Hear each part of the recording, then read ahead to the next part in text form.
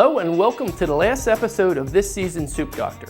Now as we film, it's 70 degrees outside, the ocean water temperature is 45 degrees, and that means the striper season's upon us. So after the filming of this episode, we're going to switch gears and start filming Hooked and Cooked. So look for those episodes coming in the fall. Now as I always say, there's a recipe for excellent soup, there's also a recipe for excellent health. And that is eating right, exercise, getting your rest, managing your stress, and taking care of your spine and nervous system. Now today on Soup Doctor, we're going to be making Stracciatella soup, which in Italian means little strings. And as always, we start with the mirepoix, which is onions, celery, and carrot. We'll be putting garlic in between the onions and celery sweating.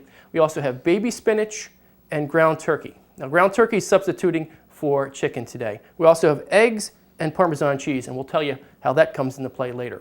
But for now, let's get started, as always, sweating the onions.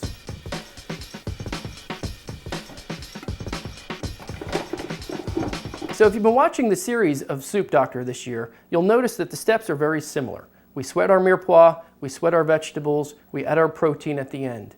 And people ask me, what soup you're going to make next week, Dr. Durr? And I always tell them, well, I'm going to make the same exact soup, but I'm just going to change the ingredients.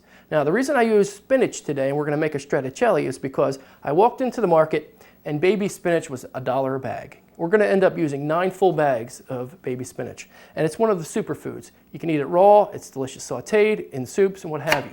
Okay, so the mirepoix is done sweating, and we're ready to add the next phase of ingredients. We're going to add the chicken stock and the ground turkey. We're going to bring that up to a simmer, cook that for about 40 minutes before we finish the soup with the spinach and cheese and egg.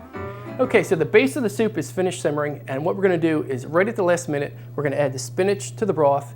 After that, we're going to mix the eggs and cheese together, and we're going to slowly stir that in. And it's going to create strings, and that's where the name Stracciatella comes from. So let's take a moment to talk about cholesterol. Now, for years, eggs have gotten a bad rap as adding to your bad cholesterol. But these days, if they're raised properly, they're high in omega-3 fatty acids, very high in protein, particularly the whites. So if you eat a high-quality egg, not too many yolks, and a lot of whites, you're going to get a great source of protein and a good source of fat. Now, cholesterol, unfortunately, in this country, I believe, is over-treated. Anybody who's over 200 in total cholesterol automatically goes on a statin these days. But if you look at your score and your total cholesterol is above 200, but your triglycerides are below 50% of that total, the chances of you having a cardiovascular problem is very, very reduced. So keep control of your triglycerides by controlling your blood sugar, and cholesterol is not that big a problem. But if you do have high inflammation or high triglycerides with cholesterol, then you have to manage that problem with diet, exercise, nutrition, and sometimes, unfortunately, medications. So this isn't a soup that holds very well, so it's important to do this right before service. And also, since the spinach is so tender, you don't want to cook it for a long time. So it's always best to do these 2 steps right before service, so we're going to do that now. Now the spinach should only take about 30 seconds to actually cook, and you're ready to add the egg mixture. So let's just get it all submerged. And right behind it comes the egg and cheese mixture. You'll notice how a little bit darker green the spinach is. You don't want it to get dark, kind of pale brown. That's when you're overcooking it. So right there you see, it's ready for service. So now let's add the egg. Now what you want to do is stir in a circular motion as you slowly add the egg. And you're going to create those strings.